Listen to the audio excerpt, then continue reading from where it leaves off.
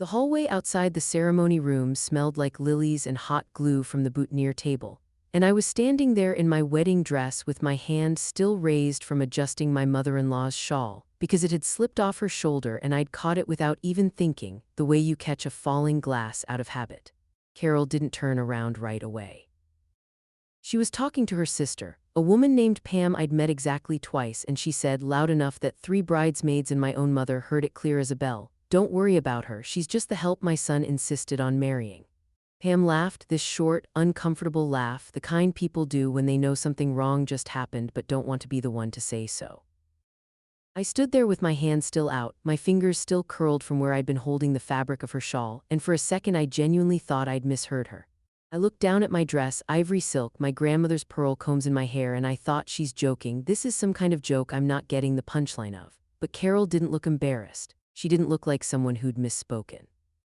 She looked like someone who'd finally said out loud what she'd been thinking for 2 years and felt lighter for it. My mother's face went white. My best friend Priya, standing behind me holding my bouquet, made a small sound like she'd been punched. And somewhere behind all of us, close enough that I would later understand exactly how much he'd heard, stood the man who was about to marry us, a retired judge named Thomas Whitfield, a man who had known my father since before I was born, standing very still with his hands folded in front of him and an expression on his face that I did not understand yet, but would never forget. I want to back up, though, because that moment didn't come out of nowhere. Nothing ever does. If you told me 2 years earlier that I would end up standing in a hallway in my wedding gown while my future mother-in-law called me the help in front of half our guest list, I would have laughed. Because at that point Carol Ashworth was still being careful with me, still smiling that tight, controlled smile she used at dinner parties, the one that never quite reached her eyes but did the job well enough that most people didn't notice. I met David at a wedding, which people always find funny, given how mine turned out. I was the event coordinator, not a guest. I had built a small business over 6 years, starting out folding napkins for a catering company in college and ending up running my own firm, Ray's Events, doing weddings and corporate galas and the occasional milestone birthday for people who wanted everything to look effortless, while I spent 18-hour days making sure it was. David was the best man at his college roommate's wedding, and he was the only person in the wedding party who thanked me by name instead of just handing me his empty glass and walking off. We started talking near the gift table around 11 at night, both of us exhausted in different ways. Him from the open bar and me from 12 hours on my feet, and he made me laugh so hard I had to excuse myself before I lost my composure in a room full of strangers' relatives. He got my number from the day of coordinator's clipboard, which technically wasn't allowed, and texted me the next morning to apologize for it and then ask me to dinner anyway. That was David. Charming in a way that always seemed to know exactly where the line was and stepped 1 inch over it, just enough to be memorable. For the first several months, I didn't meet his family. He said his mother was particular, and I took that at face value, the way you do when you're falling for someone and don't want to hear anything that complicates it.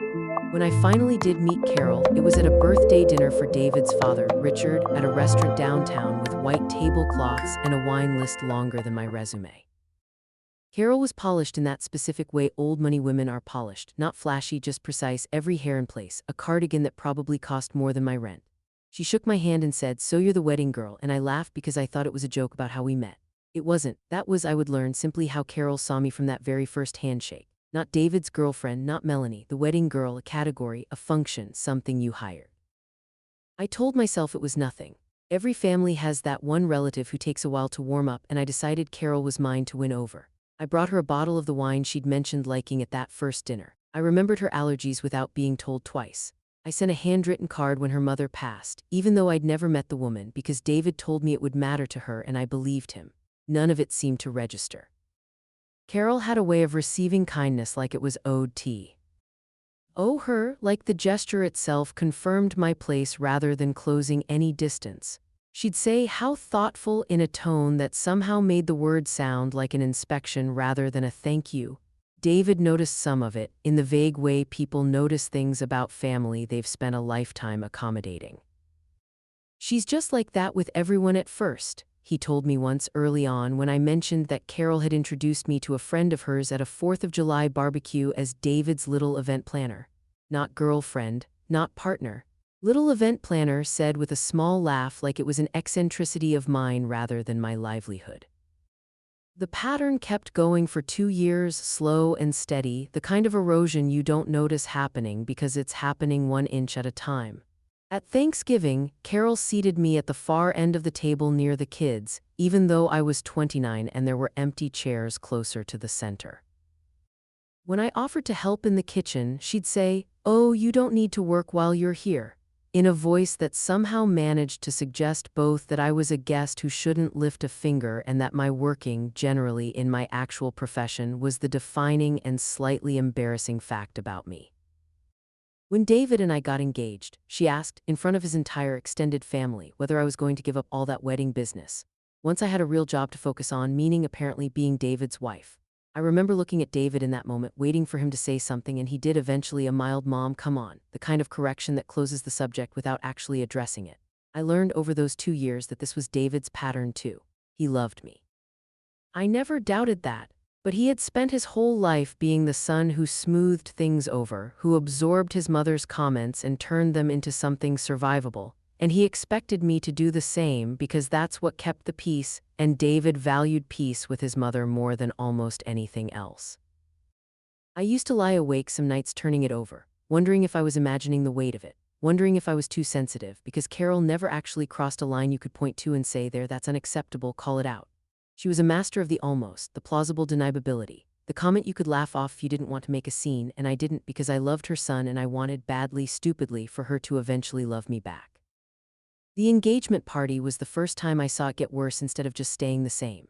It was at Carol and Richard's house, a big colonial with a wraparound porch decorated within an inch of its life, gold ribbon on every railing, a string quartet she'd hired without asking whether David and I even wanted one.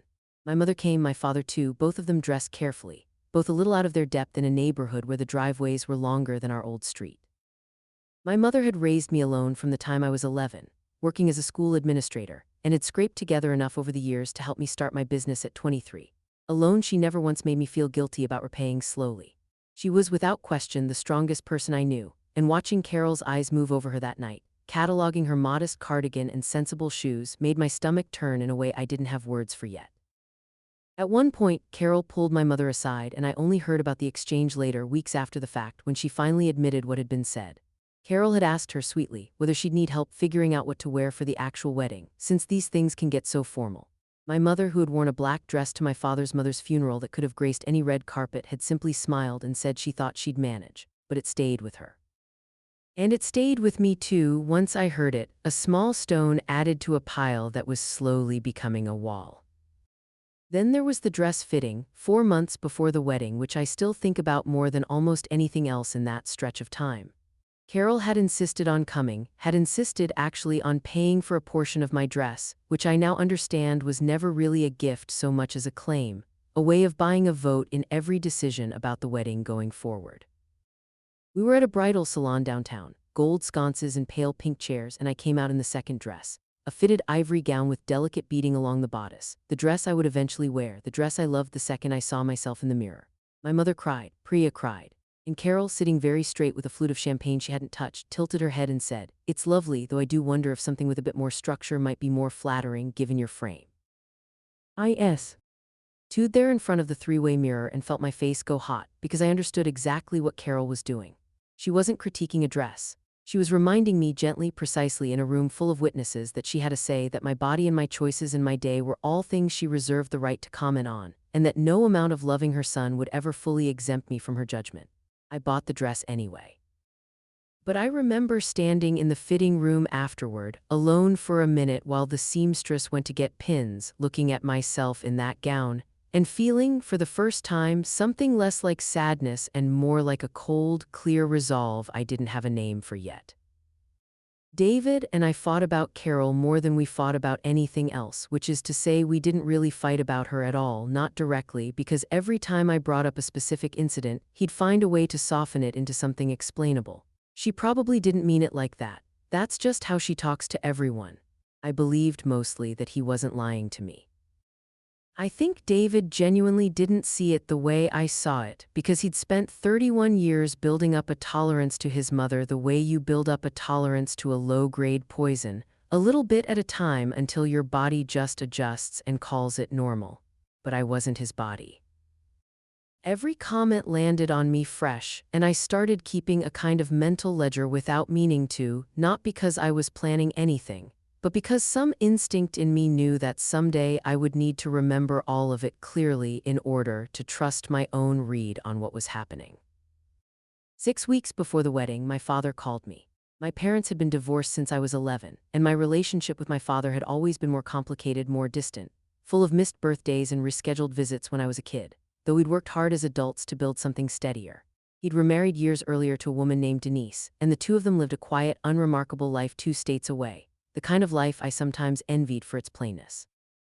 When he called that day, his voice sounded strange, careful, like he was reading from a script he'd practiced. He told me he needed to tell me something before the wedding, something about my grandmother, his mother, a woman named Alina Cole who had died when I was 17, a woman I'd loved fiercely and thought about often, especially in the months leading up to my wedding, because she was the one who taught me to sew, who used to let me help her set tables for church events when I was small, who I'd always wished could be there to see me get married. My father told me that Alina had left something behind, something that had been sitting, untouched, in a lawyer's office for over a decade, tied up in a small trust that had only just cleared a final administrative hold, and that the timing, apparently, had worked out so that the paperwork would finalize right around my wedding date. He said the lawyer had mentioned, almost in passing, that Alina had left specific instructions, written the year before she died, about how she wanted certain things handled, including, oddly, something about my future wedding, if I ever had one, a request so specific and strange that the lawyer had kept a note of it in her file for over a decade waiting for it to become relevant. I didn't think much of it at the time beyond a flicker of grief and curiosity. I was too deep in wedding logistics, too busy managing seating charts and vendor contracts and Carol's escalating opinions to give it the attention it maybe deserved. I told my father we'd talk more after the wedding. I had no idea, none at all, how soon that conversation would actually matter. The week before the wedding was when things really started to fray. Carol had taken to calling my mother the other mother in conversation, a phrase that sounds almost sweet until you hear the tone underneath it, the faint condescension of someone marking territory.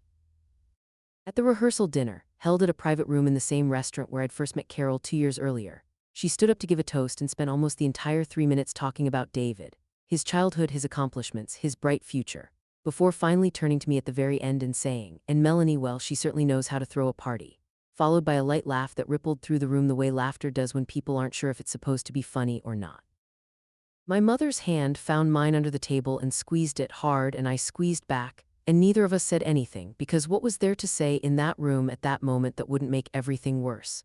Priya found me in the bathroom 20 minutes later, reapplying lipstick I didn't need to reapply, and she looked at me in the mirror and said, "You don't have to right into this, you could marry David without marrying all of this."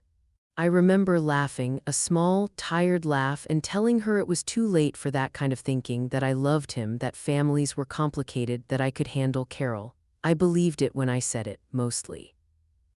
The morning of the wedding, I woke up in the bridal suite of the venue, a restored old estate outside the city with gardens that were admittedly beautiful, exactly the kind of setting I'd have designed for a client if a client had asked.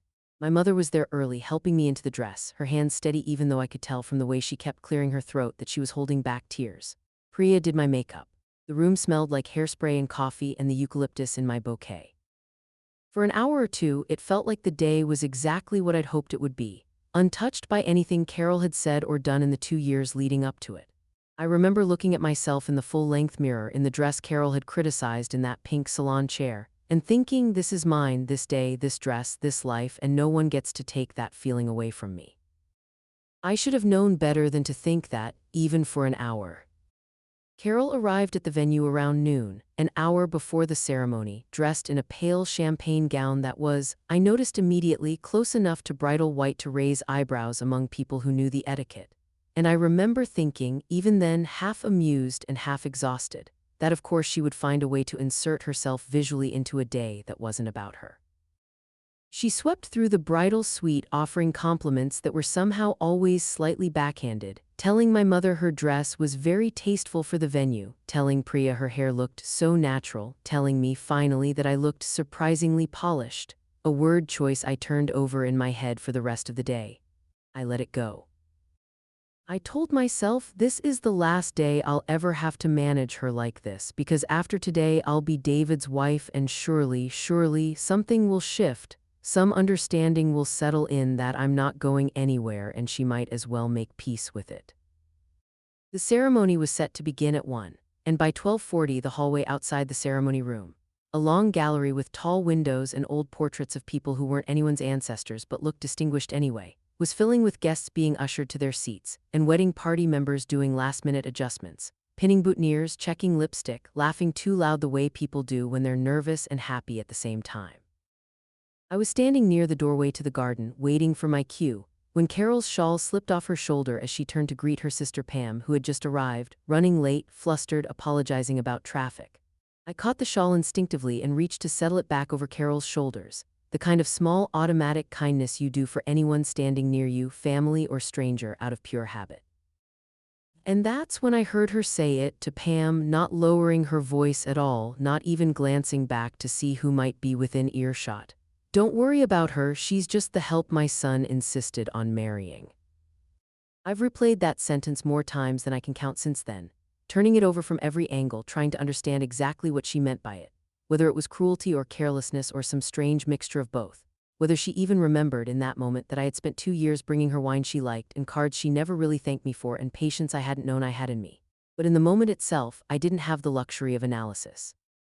I just stood there, my hand still extended toward her shoulder, my whole body gone very still and very cold despite the warm June afternoon, while Pam laughed that uncomfortable laugh and my mother's face drained of color a few feet away, and Priya made a small wounded sound behind me, still holding my bouquet like she'd forgotten what her hands were for. And Thomas Whitfield, the officiant, my father's old friend, a retired judge who had flown in from 3 states away to marry us as a personal favor, a man in his early 70s with white hair and kind, sharp eyes, stood very close by, close enough I would come to understand to have heard every word of it, and he didn't say anything either, not in that moment. He simply watched, his expression unreadable, his hands folded in front of him, while the woman who had just insulted me in front of a hallway full of witnesses turned back around, entirely unbothered, and continued her conversation with her sister as if nothing at all had happened. I don't remember exactly how I got through the next 10 minutes. I remember my mother's hand on my arm steering me gently toward a side room off the main hallway, a little sitting room with a window overlooking the garden where the ceremony would take place. I remember sitting down on a small velvet settee because my legs didn't feel entirely reliable, and I remember my mother kneeling in front of me, holding both my hands, saying my name over and over, "Melanie, Melanie, look at me," and I remember not being able to look at her, because if I looked at her I was going to cry, and my makeup had taken Priya 45 minutes to get right, and some small, absurd, practical part of my brain was clinging to that fact like a life raft because it was easier to think about than the alternative, which was that my mother-in-law, in roughly 4 hours, had managed to summarize 2 years of quiet contempt into a single sentence, delivered casually in public, on the one day I was supposed to feel most certain that I belonged somewhere.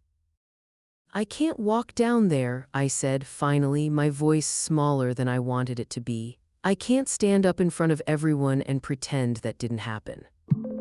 "You don't have to pretend anything," my mother said. "You get to decide what happens next, nobody else." Priya had come in behind us quietly and set my bouquet down on a side table, and she crouched next to the settee too. And for a minute, the 3 of us just sat there in that small room, the sound of string music drifting faintly through the window as the quartet warmed up outside, guests' voices rising and falling in the garden, the whole machinery of the wedding continuing to turn while I sat frozen in its center, trying to figure out if I was still the bride of this particular story or if I'd somehow, in the space of 1 sentence, become something smaller. That's when David found us. He'd been pulled aside by his best man for something unrelated and had only just heard from one of the bridesmaids who'd caught up with him in the hallway that something had happened, though not exactly what. He came into the room looking panicked in the specific way grooms look panicked on their wedding day, worried something practical had gone wrong, a vendor issue, a missing ring, and when he saw my face and my mother's face and Priya's face, he understood immediately that it was worse than any of that.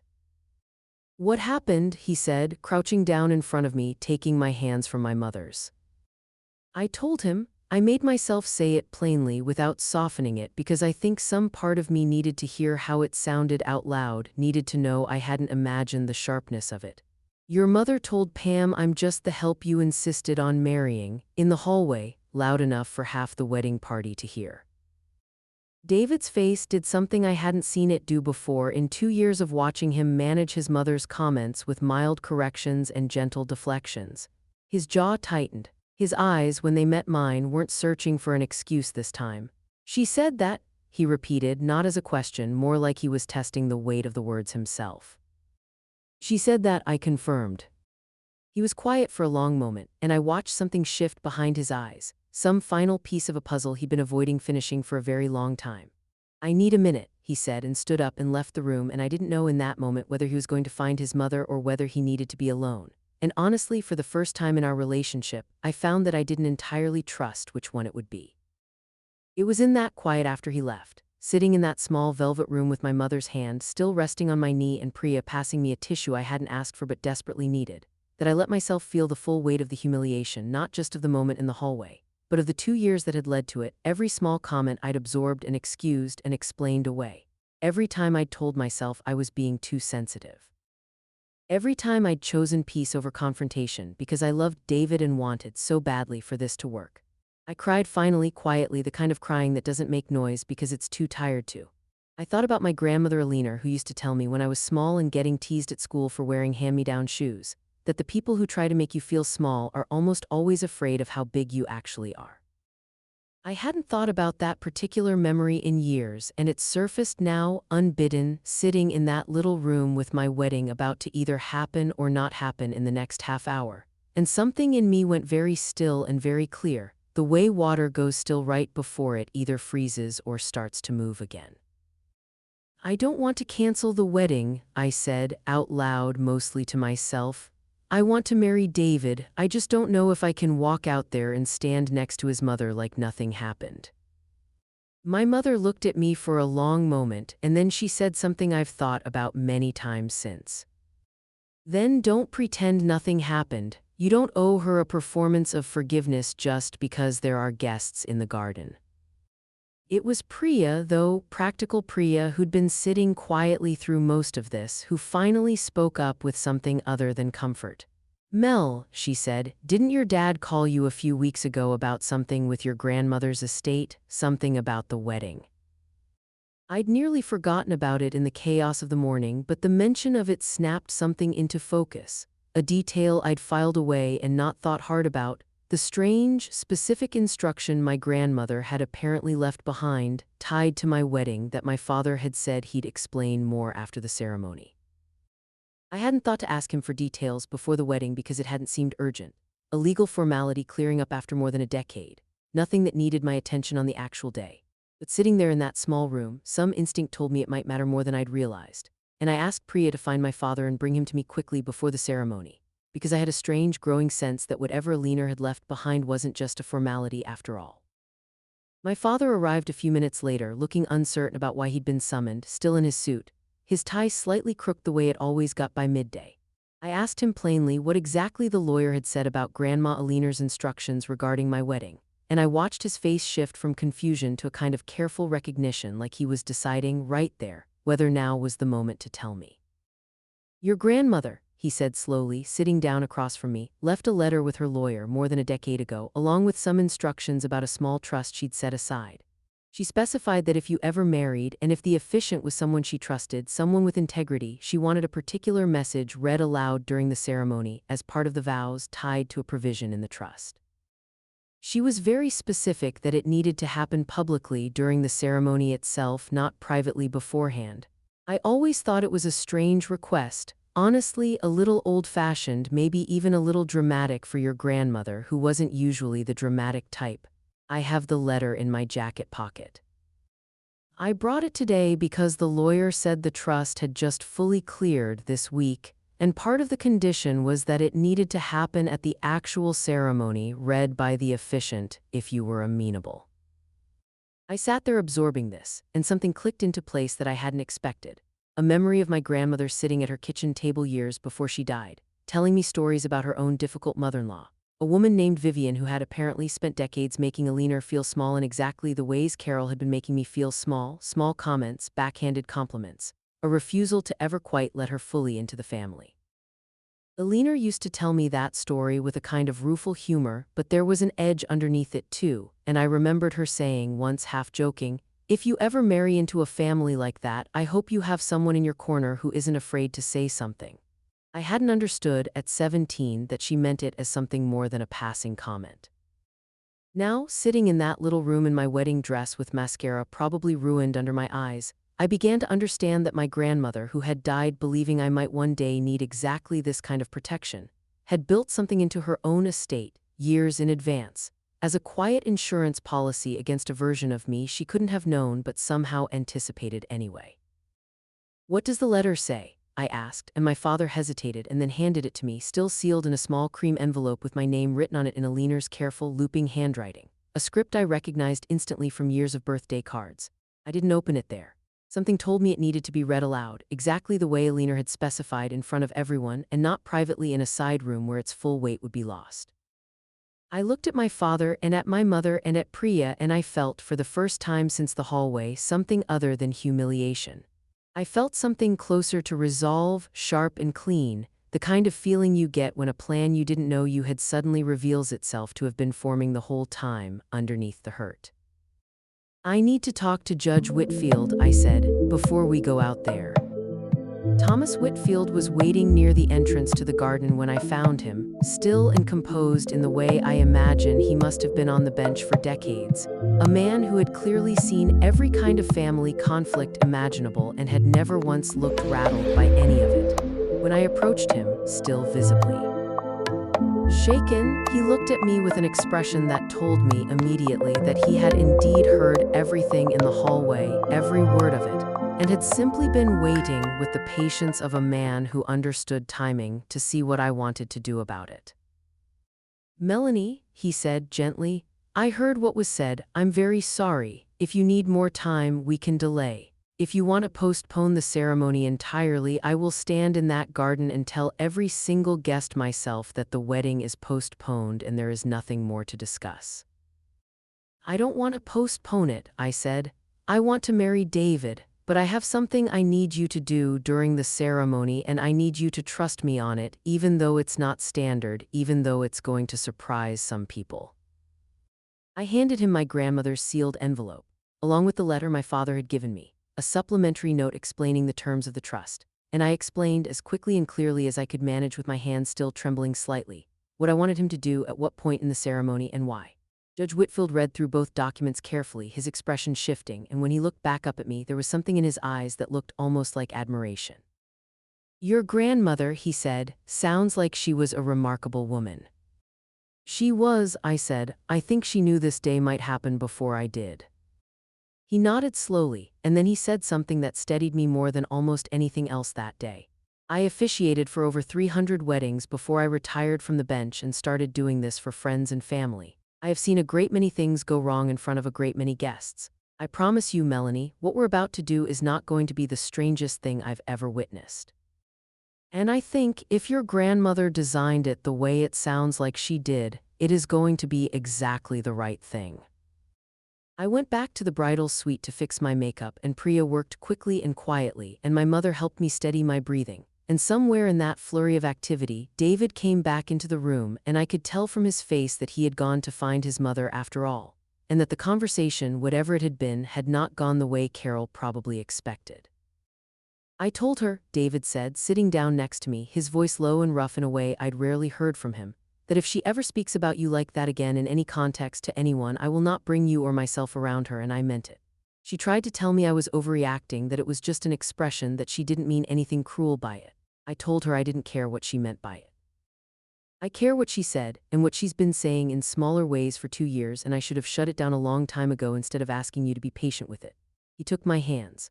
"I'm sorry, Mel, I let this go on far longer than I should have. I kept telling myself it wasn't that bad because it was never bad enough on its own to feel like a real fight worth having. But it added up. I see that now. I should have seen it a long time ago." I didn't have a clean, generous response to that in the moment, because part of me was still raw and hurt that it had taken this, a public humiliation on my wedding day, to make him finally say it plainly. But I appreciated the honesty, and I told him so, and I told him I still wanted to marry him today in that garden in front of everyone, including his mother, because this wedding wasn't about her, and I wasn't going to let her take it from me by hiding in a back room feeling sorry for myself.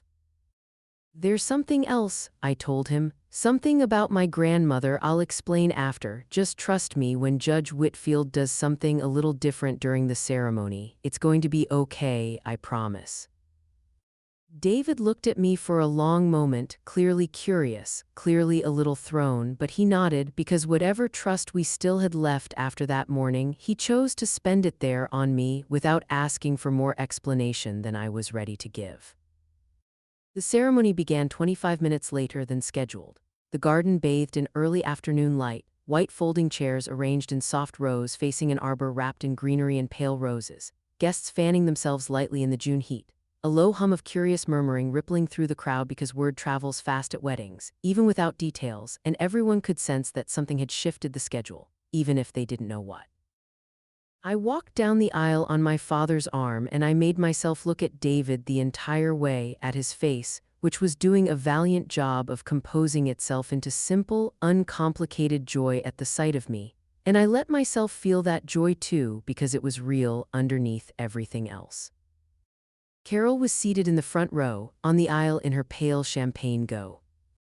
And as I passed her I caught her eye briefly, and she gave me a small, tight smile, the kind of smile that assumes the matter has already been smoothed over, that a wedding day is simply too important an occasion for lingering unpleasantness. I didn't smile back. I kept walking, and I watched something flicker across her face when she registered that, a small crack in her composure that told me she understood, at least a little, that this was not entirely forgotten. The ceremony proceeded normally at first. Judge Whitfield spoke warmly about love and commitment, about the specific kind of partnership David and I had built, drawing on stories David and I had shared with him in the weeks leading up to the wedding, about our first meeting at that gift table, about the 18-hour days I put into other people's weddings, and how David had learned to bring me dinner on the nights I forgot to eat. Guests laughed in the right places, dabbed at their eyes in the right places. Carol sat in the front row nodding along, composed, gracious, exactly the picture of a proud mother-in-law. And I remember thinking, watching her, how easily she wore that performance, how practiced it must have become over years of doing exactly this, saying the cruel thing quietly and then performing warmth loudly enough to bury it. Then Judge Whitfield paused and reached into his jacket pocket, and the garden went very still in the specific way a crowd goes still when it senses an unscripted moment arriving. "Before we move into the vows," he said, his voice carrying easily across the garden without need of a microphone, the voice of a man who had commanded courtrooms for 30 years, "I have something unusual to share at Melanie's request and with the blessing of her family." Melanie's grandmother, Eleanor Cole, passed away 12 years ago, but she left behind a letter, along with certain instructions regarding her estate, specifying that this letter be read aloud at Melanie's wedding should she ever marry by an officiant her family trusted. I did not know Eleanor Cole personally, but having read her words this afternoon, I believe I understand a great deal about the kind of woman she was, and I am honored to carry out her wish. He unfolded the letter, and I watched Carol's expression shift from mild curiosity to something more uncertain, though she had no way yet of knowing that this moment had anything to do with her at all. I watched my mother's hand find my father's, both of them sitting together for the first time in years without the old awkwardness between them. I watched David's face openly moved, openly trying to understand what was coming, his hand tightening slightly around mine. Judge Whitfield began to read. "My dearest Melanie," the letter began, "if you are hearing these words, it means you have found someone you love enough to marry, and I am both overjoyed and deeply sorry that I am not there in person to see it. I am writing this the year after my own diagnosis, when I still have enough strength to think clearly about the things that matter most, and one of those things, unexpectedly, is a story I never told you in full about my own wedding, many years ago." He paused briefly, glancing up at the crowd before continuing. "When I married your grandfather, his mother, a woman named Vivian, made it clear from the very first day that she did not think I belonged in her family. She was polished and careful and cruel in the quietest possible ways, comments that could always be excused as jokes, seating arrangements that always somehow placed me at the margins, praise for my husband that always somehow diminished me in the same breath. I spent years believing I simply needed to try harder, to be more patient, more accommodating, more gracious. Until one day, standing at my own wedding reception, I overheard her tell a cousin that she hoped I understood my role was simply to keep her son comfortable. I never forgot that sentence. It shaped the way I saw myself for years afterward, and it took me far too long to understand that the problem was never me. The garden had gone completely silent now, guests leaning forward slightly, and I watched Carol's face very carefully, watched the exact moment her composure began to falter, though she still had no idea, I think, exactly where this letter was going. I am telling you this, the letter continued, because I suspect, knowing the kind of person you already are at 17, sharp and kind and far too willing to absorb other people's unkindness quietly rather than make a scene, that you may one day find yourself in a similar family with a similar mother-in-law, facing a similar sentence spoken about you in a hallway or a kitchen or a corner of some celebration meant to honor you. And so I have set aside a portion of my estate in trust to be released to you on the day of your wedding on one condition which I have specified to my lawyer and which I am asking my Officiant to help carry out. The condition is this. If on your wedding day, any member of your new family speaks about you with the kind of contempt Vivian once spoke about me, contempt that reduces you to hired help, to an inconvenience, to something less than a full and equal member of the family you are joining, I want that person's name spoken aloud, clearly, in front of everyone gathered along with this letter, so that the cruelty does not get to hide in a hallway or a corner where only a few unlucky witnesses ever hear it. I do not believe in public humiliation for its own sake. I believe in truth spoken plainly in daylight where everyone can see it clearly enough to make their own judgments. I watched Carol's hand rise slowly to her chest, watched Pam beside her go very still, watched the realization spreading through the crowd in a slow wave as people began putting together the timeline, the delayed ceremony, the shift in the schedule, the whispers that had been circulating quietly since before the processional even began. Judge Whitfield looked up from the letter, directly at Carol, his expression calm but unmistakably deliberate. Melanie has asked me to confirm, in accordance with her grandmother's wishes, that earlier today in the hallway outside this ceremony, Carol Ashworth referred to Melanie as, quote, just the help my son insisted on marrying, end quote, in the presence of multiple witnesses, including her sister Pam, her mother, her maid of honor, and myself. He said it without theatrical flourish, without cruelty in his own voice, simply as a matter of fact being entered plainly into the record of the day, the way he must have delivered thousands of findings from the bench over the years. Elinor's letter asks that this be acknowledged clearly here today, and that is what I am doing on Melanie's behalf and at her request. The silence that followed was the loudest silence I have ever experienced. I could hear the faint rustle of the garden around us, a bird somewhere in the hedges, the quartet's cellist accidentally letting a bow scrape against a string. Carol's face had gone the color of chalk. Richard, David's father, sitting beside her, turned to look at her with an expression I couldn't read from the distance, something between disbelief and a very old, very tired disappointment. Pam had shrunk slightly in her seat, clearly wishing she were anywhere else on earth. And David, standing beside me at the arbor, squeezed my hand once hard and then let go of it just long enough to say, loudly enough for the front rows to hear clearly, "It's true. I heard about it immediately after it happened. I've already spoken to my mother about it privately, and I want to say in front of everyone here that I do not agree with what was said, and I am deeply sorry it happened on this day or any day." Carol stood up abruptly, her chair scraping against the grass, and for a moment I thought she might simply walk out, might storm off toward the parking lot in her pale champagne gown and leave the rest of us to finish the ceremony without her. But she didn't. She stood there, visibly shaking, and said, her voice much smaller than I had ever heard it, "That is a private family matter. This is not the place." "With respect," Judge Whitfield said, and his voice, though gentle, carried an unmistakable authority, the kind that had once silenced entire courtrooms. Elinor Cole believed differently, and given that it was her estate, her wish, and her granddaughter's wedding, I think today the place is exactly hers to determine. Carol sat back down slowly, and I watched her for the first time in 2 years look genuinely unsettled, genuinely without a script to fall back on. I felt no triumph in that moment, which surprised me. I thought I might after everything, but what I actually felt was something quieter and steadier, a sense of having finally been seen clearly, of having my own experience validated not through anger or confrontation on my part, but through the quiet, patient foresight of a grandmother who had died over a decade earlier and somehow still managed to protect me on the one day I needed it most. Judge Whitfield folded the letter and set it gently on the small table beside him, and then he looked out at all of us and said, in a warmer voice, "Alina also wrote a final paragraph which I think is worth sharing before we continue." He picked the letter back up. "Melanie, whatever happens today, whatever this moment looks like when you read it, I want you to know that none of this is meant to poison your wedding day. I want it to clear the air so that what comes after can be built on something honest instead of something swallowed. You deserve a marriage where you never have to wonder quietly at 2 a.m. whether you imagined the unkindness or whether it was real. I love you more than I ever found the right way to say while I was alive, and I am so proud wherever I am that. You found someone worth all of this. Marry him, be happy, and do not let anyone ever again make you feel like anything less than exactly what you are, which is enough entirely on your own."